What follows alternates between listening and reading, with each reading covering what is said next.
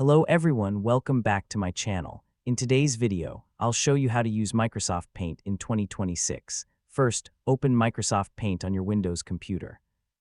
Microsoft Paint is a simple tool that lets you draw, edit, and create images with ease. Click File, then New to create a blank canvas. If you already have an image, click Open and choose the picture you want to edit. Next, use the Brushes tool to draw freely. You can also use the Shapes tool to add circles, rectangles, arrows, and other shapes to your design. To add text, click the Text tool, click anywhere on the canvas, and type your text. You can also choose different colors from the Colors section to make your design look better. Now, use the Selection tool to select any part of your image. You can move it, crop it, or resize it whenever you need. Once you're finished, click File, then Save As, and save your image as a PNG or JPG file. That's it. Now you know the basics of using Microsoft Paint in 2026.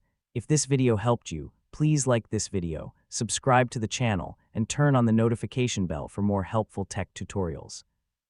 Thanks for watching, and I'll see you in the next one.